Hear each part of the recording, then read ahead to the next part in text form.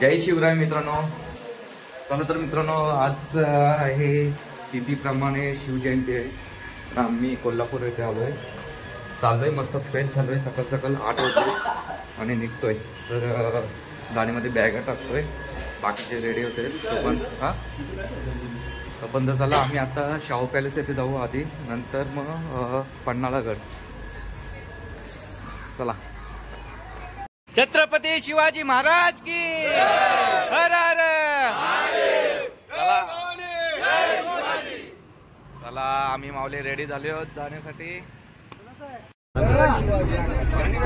छत्रपती शिवाजी महाराज की, छत्रपती संभाजी महाराज की जय. जिजा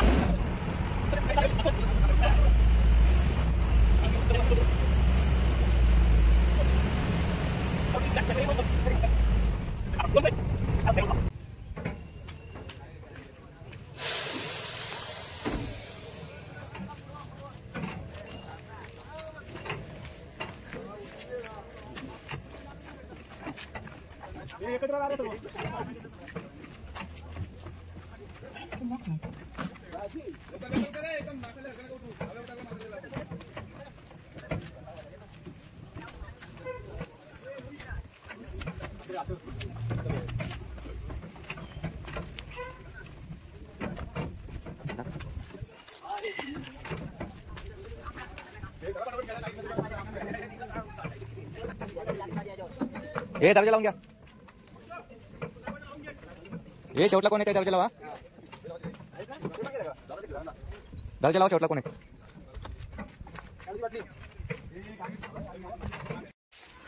चला मित्रांनो, आपण आता गाईड घेतलाय. बघूया किल्ल्याची तुम्हाला माहिती देतो गाईडच्या माध्यमातून. गाड्यामध्ये पूर्ण गाड्या.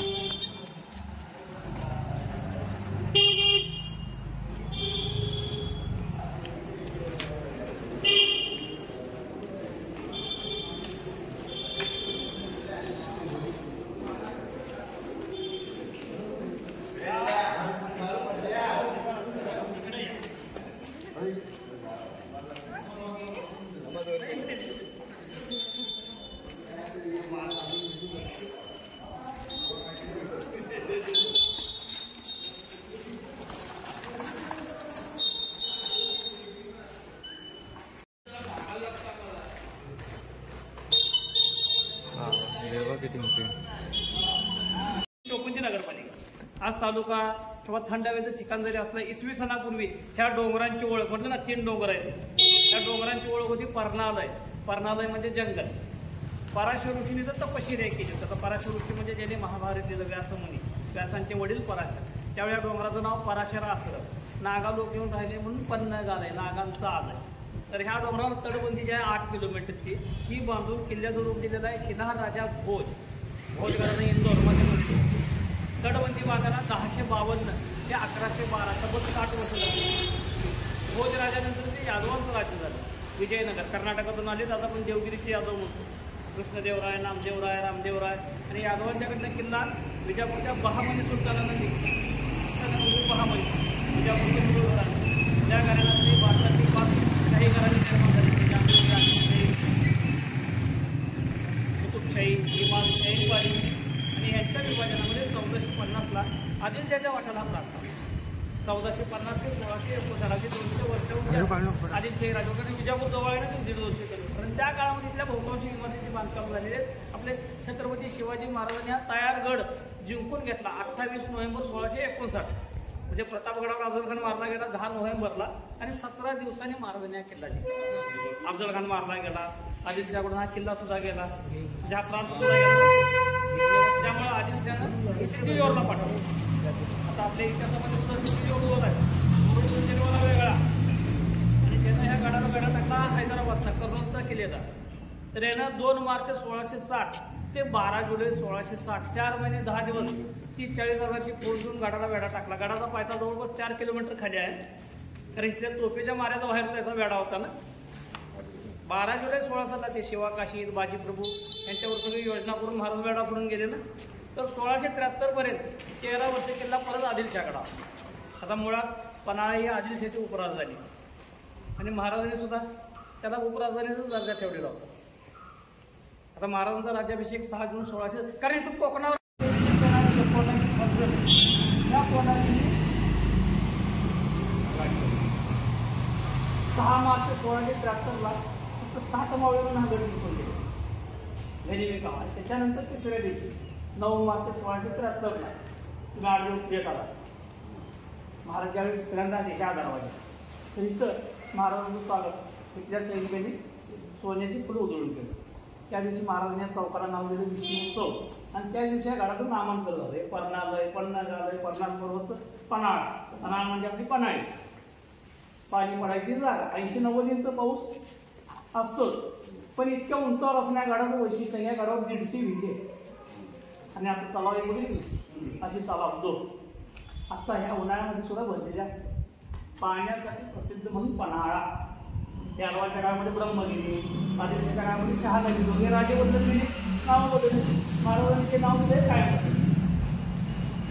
आता आपण ज्या इमारतीमध्ये थांबलेला गडाचा पश्चिम दरवाजा. गडावर 2 मुख्य दरवाजे ना, पूर्व आणि पश्चिम. पश्चिम किंवा कोकण दरवाजा, पण याला दरवाजे 3 होते. आपण याला नाव दिलं 3 दरवाजा. आता म्हणून हे बांधकाम 1535 मध्ये. हा शिलालेख आहे तो आपला शिलालेख नव्हे, हे नंतर वीट आली बघा. आपल्याकडे किल्ले बांधायला वीट वापर करत नव्हतं. आता मी रायगडावर प्रतापगडावर गेलो तर घोरपड आहे, रायगडावर घोरपड आहे आणि प्रतापगडावर नाही, रायगडावर नागाला फाना आहे. हा म्हणजे आम्ही किती शास्त्रावर आपण सिंबॉल आहे. हे काल्पनिक वाद दाखवला बघा. माझे खाली हत्तीसारख्या बलाने शत्रू लोक आम्ही काबूल करू. तुमच्याकडे गुरुला बघितलं असेल एका वाघाच्या पायाच्या हत्ती दाखवलेली असतो. शत्रू किती बलाडे असतात ते आपल्या ताकद दाखवण्याची सिंबॉल आहे. ताराराणी ज्यावेळी 1708 मध्ये पन्हाळा राजधानी केली ना, त्यावेळी कोरलेलं ते शिल्प आहे. त्याला पंचाक्षरी किंवा शरभ शिल्प अशी वेगवेगळ्या नावाने ते ओळखलं जातं. कसं आहे प्रत्येक आता बघा त्यांच्या त्यांनी वाद केला महाराजांनी जन्मापासून, त्याला आपण कारणीभूत आहे. किती यायला करावं लागतं, पण त्याची घरातली वंशवळ बघितलं 19 फेब्रुवारी 1630 आज आहे काय आणि मे महिन्याचे आणि आता हा हे सगळे वादाचे मुद्दे आहेत. मृत्यू हा दुसरा लावा किंवा चांगली विजयगिरी दिसेल तुम्हाला. एका भागात बांधकाम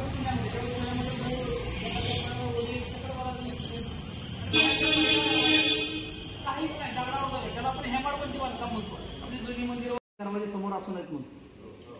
अशा पद्धतीने घर बांधले, घरात लक्ष्मी राहते. बघा तुम्ही हात पाय टाका यायचं चालू हवेला फरक लगेच झाले. हवा शुद्ध राहिली की आरोग्य चांगलं राहतं.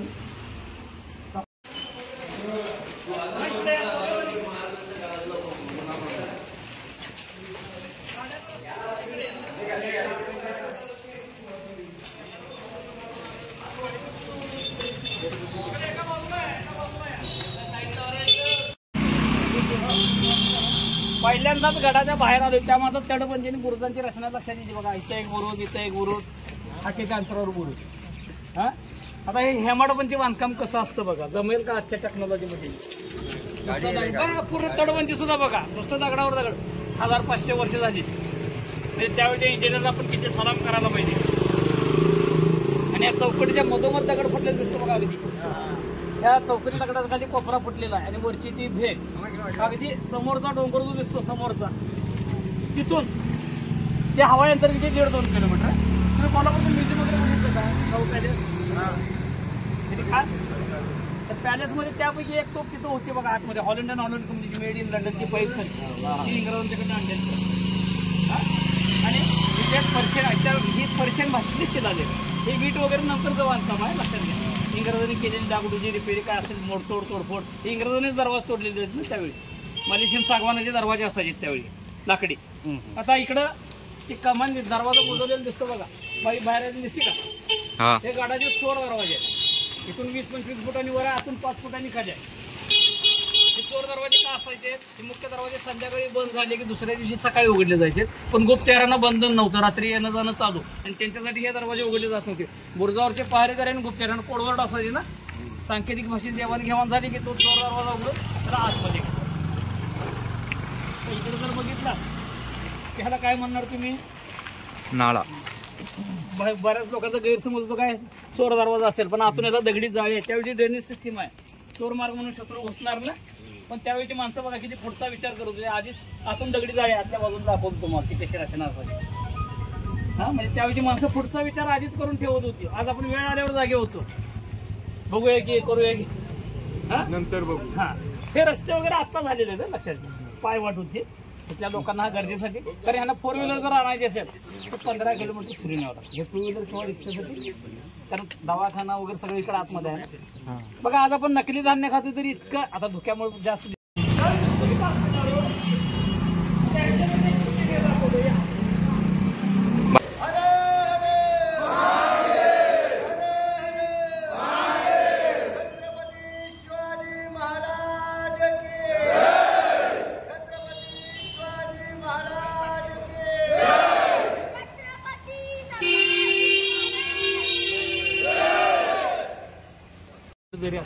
समोर आरामाची सोय आणि वर टहळण्यासाठी बुरुज. म्हणजे आपल्या मॉडर्न भाषेत मल्टीपर्पज बहुउद्देशीय. 1489 मधलं बांधकाम 520 वर्ष झालेली आहेत. त्याचा इंजिनियर होता अबू युसुफ. आणि ह्या विहिरीला आणि ह्या गडावरचा एक ईश्वरी चमत्कार म्हणतो. मला सांगा, मला विहीर खोदायची आणि खाली जास्त मिळणार का वर जास्त मिळणार? खाली गावामध्ये विहीर खोदायचा प्रयत्न झालेला आहे बऱ्याच वर्षापूर्वी, पाणी लागलेलं नाही. पण ह्याचं पाणी 12 महिने 24 तास अगदी उन्हाळ्यात सायपन पद्धत ग्रॅव्हिटी सिस्टीम खालच्या लोकांना पाणी चालू आहे. इथून चालू असतं आपण आहे तो, पण जर गेट उघडला की तुम्हाला त्या बुरुजावरून ते खाली खड्डे खोदून मुजवून टाकलेले आहेत. पाणी लागलेलं नाही. पण हे पाणी 12 महिने 24 तास अगदी खालच्या लोकांना पाणी पुरवठा अखंड चालू आहे. आता इथं सुद्धा तुम्हाला पर्शियन भाषेमध्ये शिलालेख दिसेल. इमारत बांधणाऱ्या कारागिरांनी केलेली प्रार्थना की परमेश्वरा तुझ्या आशीर्वादाने ह्या पवित्र विहिरीवर ही वास्तू उभी केली. ह्या पृथ्वी तलावर पाण्याचे लाखो झरी येतील आणि जातील. जोपर्यंत जगाचा अंत होत नाही ह्या पाण्याचं रक्षण कर. तुम्ही पुढे 2 महिन्याने या, मे महिन्यात या, पाण्याची लेवल हीच दिसणार आणि पाणी कंटिन्यू चालू आहे. त्याला कुठं कॉक व्हॉल काय लावलेला नाही, ग्रॅव्हिटीनं चालू सतत चालू. बरं, आता महाराज विशाळगडला गेले होते ते पठार बघा. तो बुरुजावर जाता येईल आपल्याला. तिथं वर टावर दिसेल. या टावरच्या पलीकडनं ही दरी उतरून ह्या पठारावरून विशाळगडला महाराज गेलेले. मासाईचं पठार 750 एकरचं पठार आहे. पाचगणीच्या टेबल लँडपेक्षा डबल. पण पाचगणीचं पिक्चर शूटिंगमुळे फेमस झालं. ह्या ऐतिहासिक असल्यामुळे पावनखिंडीतून 50 किलोमीटर लांब आहे. 16 तास लागले होते महाराज वेढा फोडून गेले त्यावेळी. अशा डोंगर दऱ्यातून त्यांची पालखी विशाळगडला गेली. पण या मार्गाची ओळख झाली राजदिंडी मार्ग. दिंडी पालखी. हा त्याला काय म्हणजे आपण ही नंतर दिलेली नाव आहे. आता इथं बुरुज जायचं, प्रत्येक बुरुजाला काय नाव पण दिली गेलेली नाही तशी. जसं आता ते टकमक टोकाचं हिरकणी बुरुज वगैरे हे नंतर घटनेनुसार रचनेनुसार बुरुजाला नावं दिली जात होती, लक्षात घ्या. हा चला आपण आता खाली जाऊया विहिरीमध्ये. 12 महिने पाणी असतं त्यात बोलतायत. बघूया आता पाणी. तिकडं वर नाही, तिकडं नाही जायला.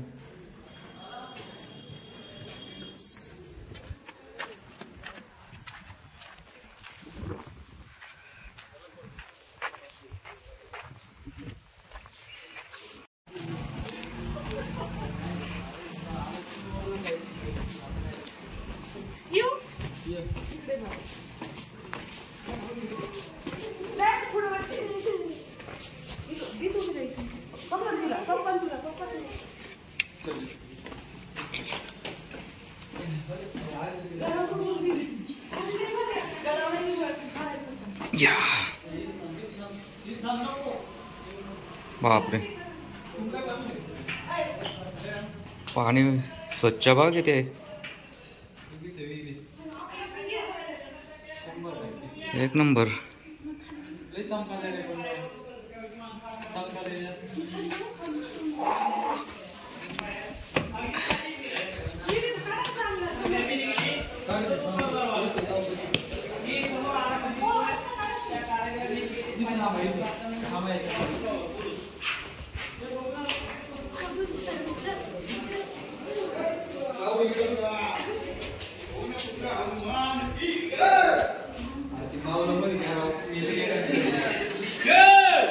पाणी स्वच्छ बघ किती आहे खाली. स्वच्छ भरपूर आहे.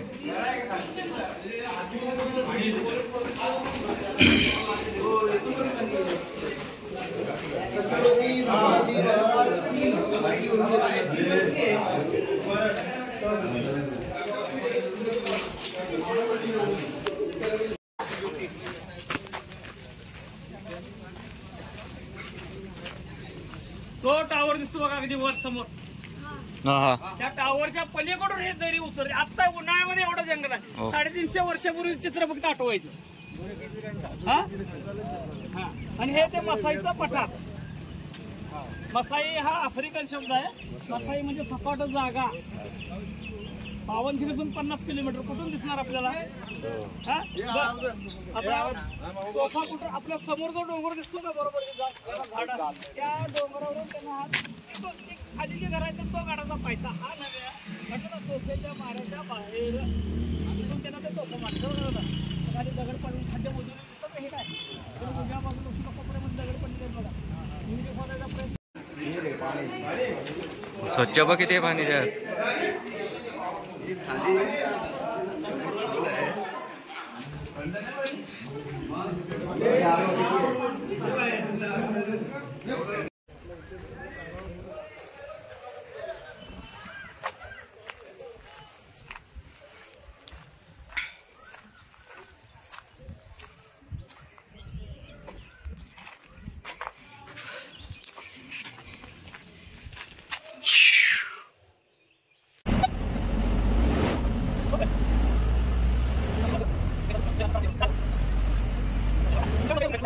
आपण आता धान्य क्वार्टरकडे आलोय.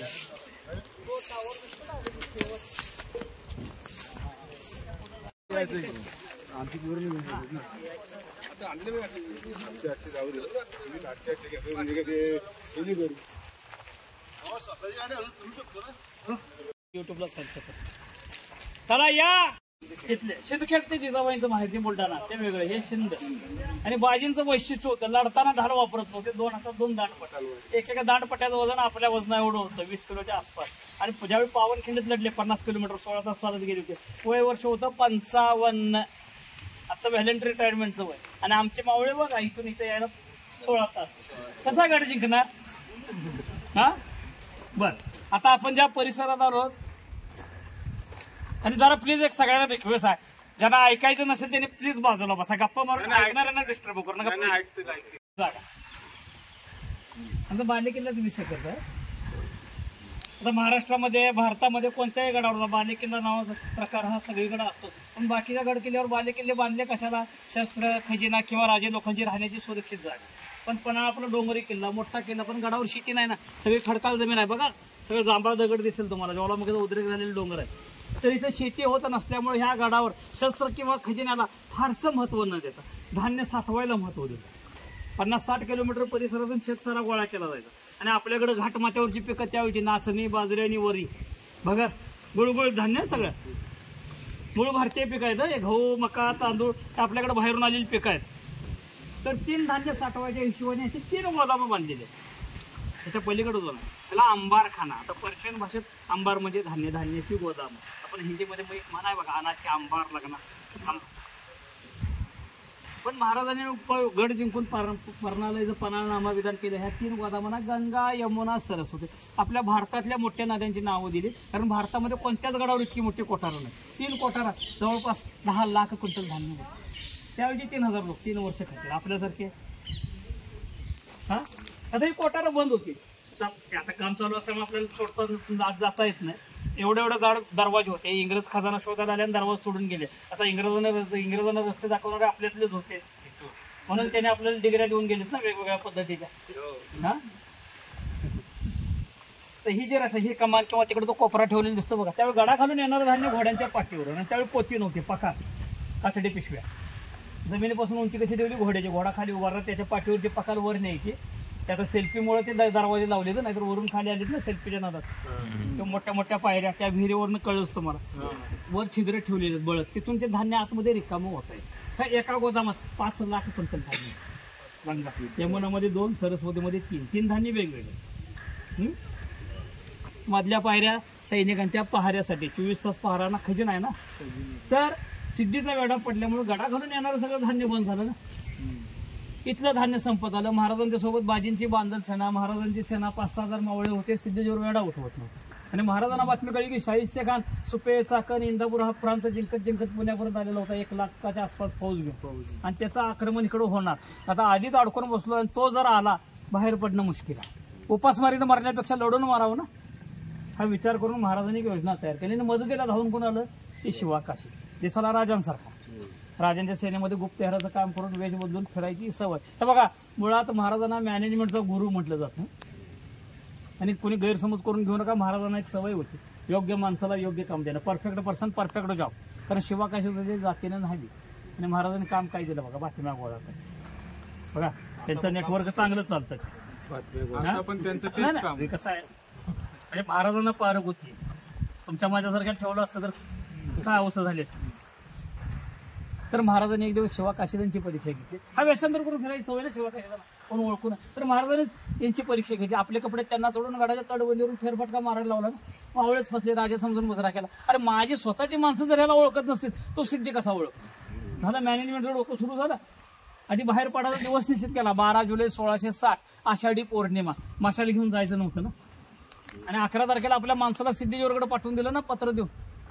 ते हे संध्याकाळच्या वेळी म्हणजे रात्री त्यांना काही गडबड करता कामा नये की बाबा आम्ही उद्या शरण नेतो आमचं धान्य संपलं म्हणजे बातमी ऐकून तो खुश महाराज ताब्यात येणार. पण खरे महाराज गेलेच नाही तो. अरे मेलो तरी चालेल राजांसाठी राजा होऊन मरणार आहे. बघा म्हणजे ना सुसाईड बॉम्बवर आहे ते माहीत आहे माझं मरण आहे पण राजा होऊन मारणार ना. वेशांतर करून एका डमी पालखीत 30-40 लोकांची पांढरा झेंडा शरणागतीचा घेऊन पूर्व दरवाजाने पालखी बाहेर पडली ना. आणि बातमी पसरली महाराज ताब्यात आलेत. पहारा द्यायची काही गरज नाही. 4 महिने थकलेली माणसं खाण्यापिण्यात व्यस्त. बरेच जण इकडून तिकडं बघायला गेलेत ना काय शिक्षा होणार महाराजांना. आता त्यांच्या दृष्टीने शिवाकाशी म्हणजे महाराजच ना. पडला ना वेडा ढिला आणि त्याचा फायदा घेत बाजींची बांधल सेना आणि आपले मोजके लोक 500-600 लोकांची महाराजची दरी उतरून त्या पठारावरून बाहेर पडले. पण बिचारे शिवाकाशीकडे ओळखले ना बोलल्यावरनं. आता खेड्यातलं आणि शहरातलं बोललं फरक. सिद्धीला शंका आली तो काय मूर्ख नव्हता. त्यानं अशा दोघा ठिकाणं समोर उभं केलं जे महाराजांना आणि महाराज ज्याला ओळखत होते. प्रतापगडावर भेट झाली होती ना अफजल खानाच्या वधाच्या वेळ आणि महत्वाचा होता ना अफजल खानाचा मुलगा फाजल खान. त्याला माहिती होतं ना अफजल खानाचा वकील होता कृष्णा भास्कर कुलकर्णी. त्यानं महाराजांच्या कपाळावर केलेला वार आयुष्यातली एकमेव पहिली आणि शेवटची जखम आहे महाराजांची. ती शिवाकाशीदांना नव्हती ना. त्यावरून खात्री झाली ना नकली. त्याला मारल्यानंतर मग सिद्धीनं आपल्या जावायला सिद्धी मसूदला 3000 फौज देऊन पाटलागावर पाठवलं ना. आता गंमत बघा पालखी नेणार इथले स्थानिक सगळं जंगल रस्ते माहीत पण पाऊस आणि रात्र असल्यामुळे 16 तास आदिलशाही फौज बाहेर होती. सगळ्या सोयीसुविधा होत्या म्हणजे घोडी होती पण रस्ते कोणाच्या बापाला माहिती होते. पण निम्म्याहून जास्त नातेवाईक विरोधात होते ना महाराजांचे रस्ते दाखवायला. बघा महाराजांचं राजकीय आयुष्य फक्त 35 वर्षाचं आहे. 35 वर्षात जर आपण अभ्यास केला महाराजांनी परक्यांच्यापेक्षा सोक्याचं निस्तारण्याचं निम्म आयुष्य खर्च घातलेलं. हां तर रस्ते दाखवायला आणि अंतर कमी होत आलं आणि तिथं महाराजांना बातमी कळली ना पावनखिंडीच्या अलीकडे पांढरेपाणी म्हणून गाव आहे. तिथं त्यांना निरोप मिळाला की शत्रू जवळ येतो. त्यावेळी बाजीने विचार केला अरे ते 3000 आहेत आपण 500-16 तास चालून दमलोय आपला काही निभावं लागणार नाही. लाख मेले तरी चालते लाखांचा पोशिंदा जगला पाहिजे. बाजीने त्या खिंडीत लढायचा निर्णय घेऊन महाराजांना पुढे पाठवलं ना. आता खिंडीपासून विशाळगड जवळ मधलं अंतर 5-7 किलोमीटर त्यावेळेचं जंगलातलं. पण तिथं शिरके बसले होते ना वेढा टाकून सांगितलं कारण विशाळगडी शिरक्यांची जागिरी महाराजांनी जिंकलेली म्हणून विरोध. तो वेढा फोडून झाला म्हणजे तासाचं काम 5-6 तास आणि जोपर्यंत राजे वेढा फोडून जात नाहीत तोफेचा आवाज येत नाही. बाजी आपल्या सवयीनं लढले ना 2 दांडपट्टा 20-25 लोकांना देखील ते काबूत येत नव्हते. त्यावेळी आदिलशाही फौजेनं त्या सिद्धीजवळकडनं इंग्रजांच्याकडनं ज्या बंदूक आणल्या होत्या त्या बंदुकीनं गोळी घातलेली आहे हे लक्षात घ्या. हे मुडकं उडवणं वगैरे ह्या दंत करतात. मुडकं ओढलेला माणूस 5-5 तासातच लढेल का कधी नाही. जरा इतिहासामध्ये तडका दिला जातो तो मुद्दा वेगळा आहे. त्याने आपलं बलिदान दिलं. त्या खिंडीचं नाव होतं आधीचं घोडखिंड. बाजींच्या बलिदानानं पावन झाली म्हणून. पण दुर्दैवानं ज्यानं राजांसाठी पहिलं बलिदान दिलं शिवाकाशीत कुठं आहे इतिहासात नाही कमीच नाहीच. 4थीच्या पुस्तकात 3 वाक्यात आहेत म्हटलं ना. केशभूषावर होता वेश बदलून गेला आणि मारला गेला संपला. इतिहासात खरं कोण मोठं व्हायला पाहिजे होतं शिवाकाशी. म्हणून तुम्ही जसं प्रतापगडावर म्हणता होता जीवा वाचला शिवा. आम्ही पन्हाळकर म्हणतो आला शिवा म्हणून सुटला शिवा. शिवाकाशीच्या मदतीला आले नसते तर विचार कर कुठं पावनखिंड कुठं पिक्चरमध्ये तरी आलं असतं ना. कसा गर्व होता शिवाकाशी. पण हे फार वाईट आहे ना. पेनांनी सर्व वाईट. आता 2 मिनिटं तुमची जरा इच्छा घेतो आता त्यांना. आता मगाशी बोलता बोललो होतं संभाजीराजांच्याबद्दल. आता महाराजांच्या जन्माबद्दल मृत्यूबद्दल तर वाद केला. संधिवात का गुडघेरो ह्या आजारानं माणसं मरत नाही बरोबर आहे. तर संभाजीराजांच्याबद्दल इतका घाणेरडा आहे दारुडा बेवडा रंगेल छंदी फंदी. आता बाकीचे शब्द वापरत नाही मोबाईल चालू आहे ना बरोबर इतका घाण शब्द. पण बघा महाराजांचा मृत्यू झाला 3 एप्रिल 1680 आणि 9 वर्षांनी संभाजी मारले. काल आता पण तिथं ना 11 मार्च 1689. 9 वर्षामध्ये विचारायला कोण नव्हतं ना. किती दारू किती व्यसन किती चायना करायला पाहिजे होत्या. पण ह्या 9 वर्षात संभाजीराजांनी 66 लढाई केलेल्या आहेत. बरोबर आहे, जागतिक योद्धा म्हटलं. वयाच्या 9व्या वर्षी महाराज ज्यावेळी आग्र्यावरून सुटले, मथुरेमध्ये ठेवलं, कवी कालच्या सोबत राहून संस्कृत शिकलेत आणि पहिला ग्रंथ लिहिला आहे बुद्धभूषण संस्कृतमधून. संस्कृतचे गाड्या अभ्यासक होते संभाजीराजे. त्या बुद्धभूषण संभाजीराजांनी 13-14 भाषा अवगत केलेल्या होत्या. त्या बुद्धभूषण नंतर त्यांनी किती ग्रंथ लिहिलेत. वाईट वाटून घेऊ नका. कोणाला आपल्याला सांगता येईल? कारण आमच्या पुढे खरा संभाजी यूज दिला नाही, दारोडाच उभा केला. त्या बुद्धभूषण नंतर त्यांनी युद्धनीती, कामायन, 7 शतकना, कशिका, नायिका भेद, शापित असे ग्रंथ लिहिले. आता मग तुम्हीच उत्तर द्या, खरा संभाजी कोणता? आमच्यासमोर उभा केलेला दारोडा का लपवलेला विद्वान? कारण विद्वान माणूस भविष्यात राजा नको होता ना मला. आम्ही करप्टेड माणसं. विद्वान माणूस 14 भाषाचा ज्ञानी, सगळ्या भाषा येत होत्या. परदेशी लोकांचे संभाजी स्वतः बोलायचे, म्हणजे आमचं कमिशन बुडलं. आम्ही दलाली करत होतो ना मध्ये. आणि विद्वान माणूस जर राजा झाला, ऑडिट होणार, खोटी पत्र, खोटा हिशोब चालणार नाही. मग आधीपासूनच बदनाम करायचं, कटकारस्थान चालू होतं. एक इमेज खराब करायचं. कसा गाईड असला अनाजी कसं आहे, गाईड असल्यामुळे जरा मर्यादेत माझ्या शब्दावरून तुम्ही ओळखायचं. आता मी देशपांडेचा सर्व उल्लेखच केला की ते मोठे झाले आणि हे दुर्लक्षितच राहिले. तर आता महाराजांना मॅनेजमेंटचा गुरु म्हटलं. एक तर महाराजांना मुळात ह्या 2 मुलांचं विभाजन करायचं. सातारा ऍक्च्युली राजारामांना द्यायचं होतं, कारण राजारामांचं वय होतं 11 दरम्यान 5 जन्माला आले होते ना, कमकुवत होते. अनुभव लोकांच्यासोबत, आणि अनुभव लोकात हेच होते ना, त्यांना तेच पाहिजे होतं ना. 10 वर्षाच्या मुलाला गादीवर बसवायचं आणि त्याच्या नावावर आपल्या पोळ्या भाजून घ्यायच्या होत्या ना. आणि हा वारणा नदी जी लागते तुम्हाला, हे वारणीचा हा दख्खन भाग संभाजीराजांना. आणि त्याच वेळी महाराजांना दक्षिण मोहीम पण करायची ना, दक्षिण दिग्विजय तांजावर मोहीम. संभाजीराजांना सोबत घेऊन निघायचं, जसं जिंकत जाऊ त्यांच्या स्वाधीन करून पुढे जायचं. हा महाराजांचा एक निश्चय होता.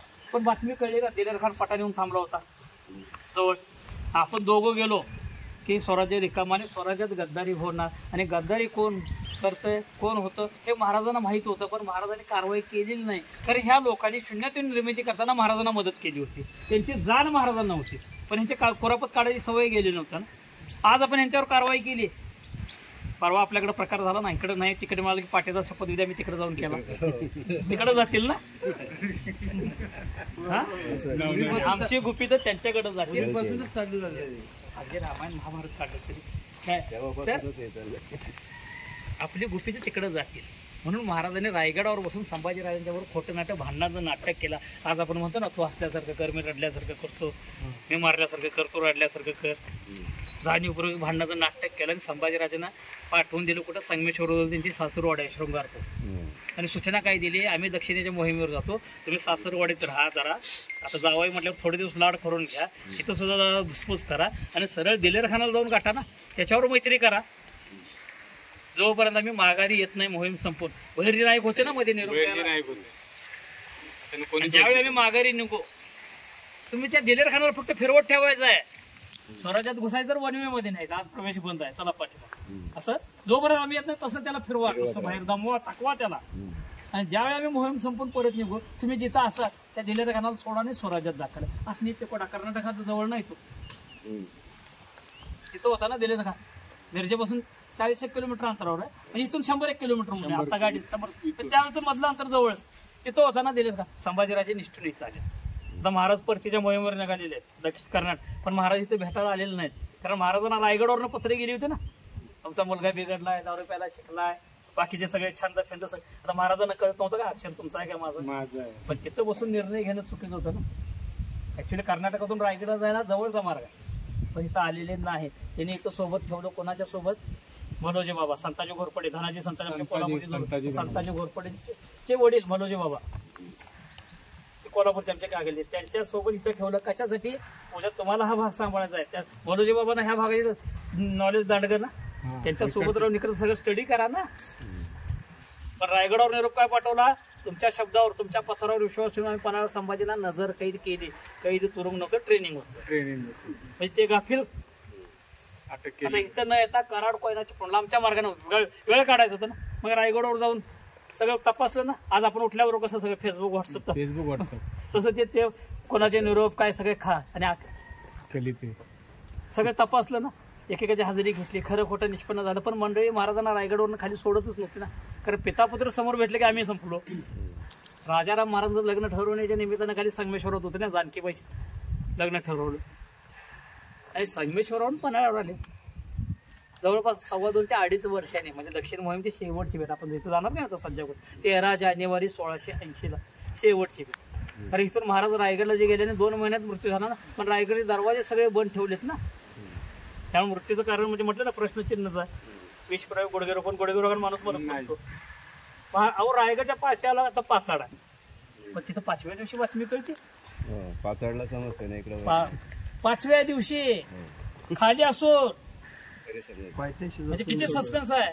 नंतर पुतळा बैसती गेले ना 12व्या 13व्या दिवशी. पन्हाळ्यावर तब्बल 1.5 महिन्यानंतर हिरोजी फर्ज. कारण यांना संभाजीला येऊ द्यायच नव्हतं ना, तोपर्यंत त्याने राजारामाला गादीवर बसवून राज्याभिषेक वगैरे सगळं उरकून घेतलं, चालू केलं. 1.5 महिन्यानंतर इथं बातमी कळली. मग इथं सगळं पिंडदान मुंडन संभाजीराजांनी पन्हाळगडावर बसून केलं. मग इथून ते निघाले रायगडला जाण्यासाठी. मध्ये हमीर मामा भेटले कराडजवळ, सावत्र असून, पण ह्यांच्यात सावत्र पण नव्हतं. इव्हन सोयराबाई सुद्धा सावत्राई सारख्या वागलेल्या नाहीत. आमचे कारनामे लपवण्यासाठी आम्ही सोयराबाई वाईट म्हणून समोर उभी केलेली आहे. त्या जर वाईट असत्या 2.5-3 वर्षाच्या संभाजीराजांना आपल्या हातनं दूध भात भरून 32 वयाचा होऊ पर्यंत जगू दिला असता का? राजाराम संभाजी महाराजांच्या राज्याभिषेकाचं मॅनेजमेंट कोणी केलं? सोयराबाईने केलेलं आहे. इतिहास पिक्चर मध्ये वेगळं दाखवतात. आता वास्तव पिक्चर पुस्तक आहे आणि फरक आहे. पिक्चर आहे आणि वास्तव आहे. अहो हंबीराव माहिती माणूस महाराजांना त्या बाईने वीज दिलं. कुठली खानदानी बाई आपल्या नाव विधवा म्हणून जगण्याला आनंद का राणी म्हणून जगण्याला हे सांगा. पावर कुठं वाढली? मग ती विधवा म्हणून आम्ही काय म्हणतोय, महाराजांना वीज दिली. हे कपोल कल्पित करतात. हा तर संभाजीराजे रायगडला गेले, ह्या सगळ्यांना कैदेत टाकले. हंबीर मामा सोबत गेले. त्यानेच पुढाकार घेऊन महाराजांच्या मृत्यूनंतर तब्बल 6 महिन्याने 16 जानेवारी 1681 महाराजांचा संभाजीराजांचा राज्याभिषेक. नंतर यांचं विभाजन झालेलं आहे. महाराजांच्या हयातीत हे 2 गाद्या झालेल्या नाहीत. महाराजांच्या मृत्यूनंतर आहे 1702-3 काहीतरी ते विभाजन झालेलं आहे ना. आता ही कोठारात काम चालू असल्यामुळे जाता येणार नाही. पण वास्तुशास्त्राचा अजब नमुना. इथं जर तुम्हाला गरम होत असेल तर आतमध्ये थंडी आहे. नाही इथं सांगतो, इथं थंडी आहे ना, आतमधली हवा गरम असते. आज आपलं घर 4 दिवस जरी बंद असलं की घरामध्ये वास, धूळ, माती. 14व्या शतकातलं बांधकाम आहे. कधी कोणी छताला झाडू सुद्धा लावलेला नाही. तुम्हाला धुळीचा कण सुद्धा दिसणार नाही. धान्य खराब होऊ नये, किडू नये. आता हा रस्ता आपण केलाय, त्यावेळी ते ड्रॉप ब्रिज असायचे आणि बाजूला खंदक मोजलेला आहे बघा. 15-20 फूट खोल खंदक. खंदकामध्ये पाणी आणि मगरी असल्या काय नसल्या काय अफवा पसरवायचे, म्हणजे शत्रू घाबरून आतमध्ये घुसू नये. तिजोरी आहे ना सुरक्षित. हा आता हे बघा, ते आगरी खंदक आहे. तिकडे पाणी नाही, ते लाकडं टाकून ठेवायचे. इकडे ज्याला खंदक पाणी. आता ह्या गोदामाला जर बघितलं बाहेरून बघा तुम्ही, खाली पायथ्याला असा उतार आहे. कारण दरवाजे एअरटाईट पॅक नाही. इंग्रज खजाना शोधायला आणि दरवाजा सोडून गेले. हा धान्य काढून घ्यायला तिकडून येतात. त्या दरवाजाच्या खाली कणकीसारखं असं झाकण ठेवलेलं आहे. आता ते नुसतं होल दिसते. ते गुळगुळीत फरशी, गुळगुळीत धान्य. First in first out, FIFO LIFO, MBAचा अभ्यास. त्यावेळी 14व्या शतकात आपल्याकडे त्यावेळी माणसं येऊन गेली MBA. बघा बाहेरून उतार पडतो. कुठं जरी धान्य टाकलेलं टाकलेलं धान्य पहिलं बाहेर निघावं, तशी सोय. या हात बाहेरून जाऊया.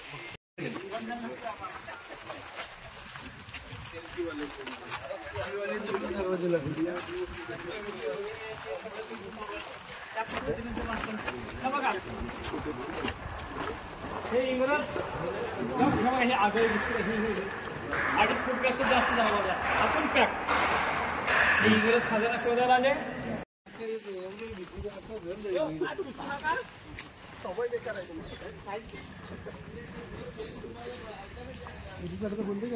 हा हो, आपण एकदम टॉपला गेलतो ना. आपण गेलतो ना मग काय.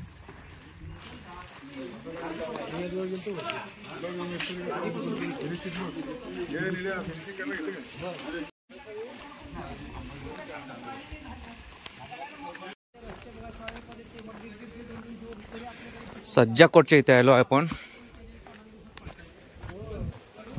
सर्व बंद केलंय. पहिले तर आपण वरती गेलतो. बघूया वरती जायला भेटतोय का नाही अजून.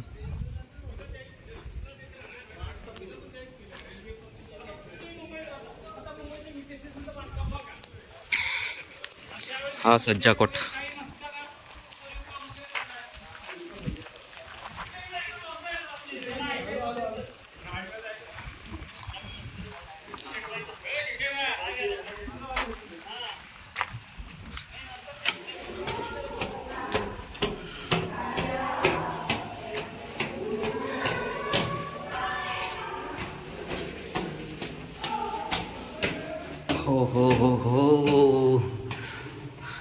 केलेला आहे. अजून वरती पण जाऊ नाही शकत.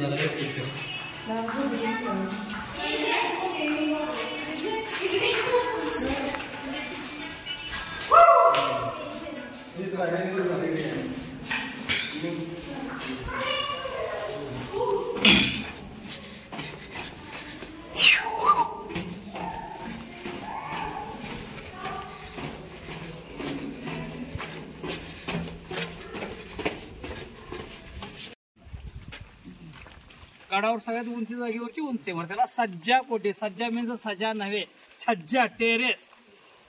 ही वरची गॅलरी बघून महाराजांनी याला नाव दिलं सदर सज्जा कोटी. खरं म्हणजे याचं नाव आहे सदर ए महल. त्या परिसराला सदरेचा परिसर. सदर म्हणजे गडाचं मुख्यालय. हे वाडे वगैरे होते ऍक्च्युली इथं. त्याचा येताना मी दोघा ठिकाणी ते फाउंडेशन वगैरे दाखवलं बघा. तर 1608 मधलं बांधकाम. आदिलशाहीकालीन कामकाज इथून चालायचं. शिवाजी महाराज सिद्धीजवळच्या वेड्यामध्ये असताना इथंच वास्तव्याला होते ना. इथूनच त्यांनी योजना केली ना. नकली शिवाकाशीत राजे म्हणून इकडे गेले आणि महाराज तिकडून विशाळगडच्या त्या पावनखिंड मार्गाने विशाळगडला तिकडे गेले.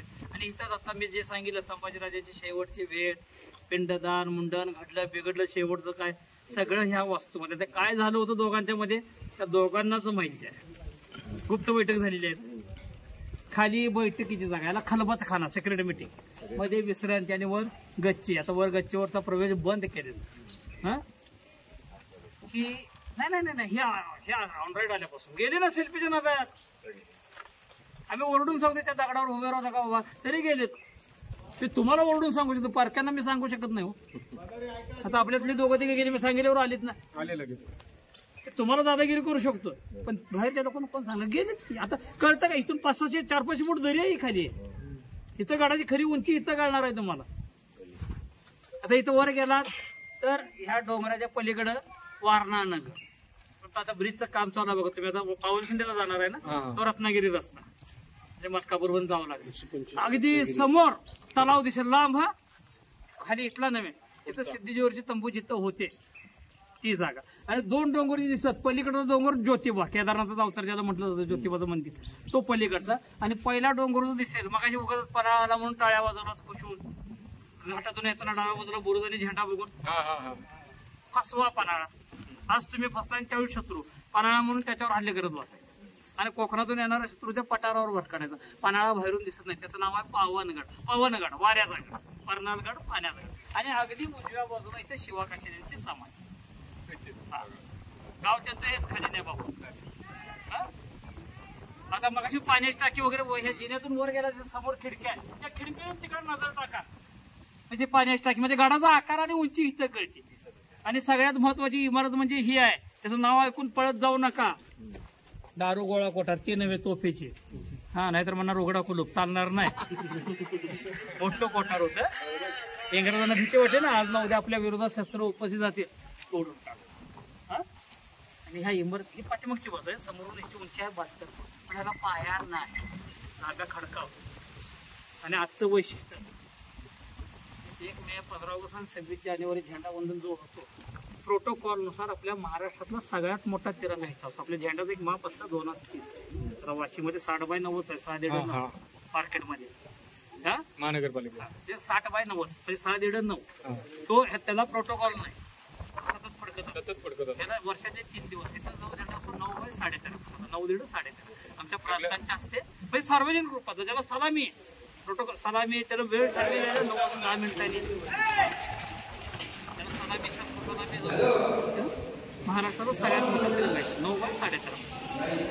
बघा इथं खाली बैठक आहे. असे मध्ये गेलात की पलीकडे आतमध्ये फुलले आणि तिथं आतमध्ये पर्शियन शिलालेख दिसतील. त्याचा सारांश असा की परमेश्वरा इथं येणाऱ्या लोकांना चांगली बुद्धी, चांगले विचार दे आणि सामान्य जनतेसाठी जे चांगले निर्णय असतील त्यातही यश येईल.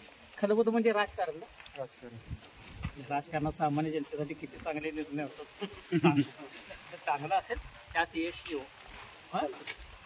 त्यांना शक्य आहे त्यांनी वर जाऊन या, त्यांना जेना चढण्याचा वगैरे मग 2-3 पेशंट जे होते त्यांनी खालून निरीक्षण केलं तरी पुलाचे कॉलम जे उभे केले तुम्ही त्याच रस्त्याने जाणार आहे. अच्छा. रत्नागिरी रोड तो तलाव दिसतो का, तिथं सिद्धीजोरची तंबू तिथं त्या तलाव तोपेच्या माऱ्याच्या बाहेर म्हटलं ना, तो का मोर काय हा पायता नव्हे, तो पायता 4 किलोमीटर खाली, तो पलीकडचा डोंगर ज्योतिबा आणि हा फसवा पन्हाळा पावनगड येतात. तुम्ही त्याचा बुरुज बघून पन्हाळा म्हटलात आणि हे शिवाकाशी त्यांचं गाव खाली न्या बापू. त्या बाजूने आपण 2 डोंगर फिरून वर आलोय गाडीतून आल्या. काय पाणीच्या बाटल्या आहेत की लॉन काय खायला आहे का? मग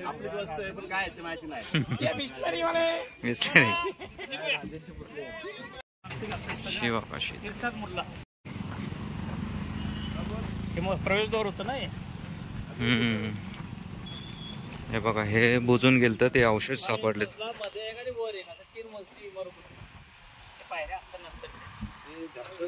इंग्रजांना तोडलं ना त्यावेळी 1844. हे शिवाकाशीचं गाव आहे. तिकडे गेले ना भेटीला, तिकडे गेले ना त्यांची पालखी तिकडे. अच्छा, मेन दरवाजा इकडून आहे.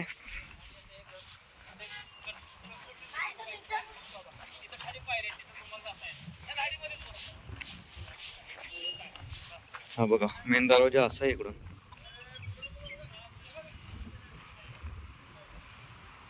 हा ते तिकडे तटबंदी आहे.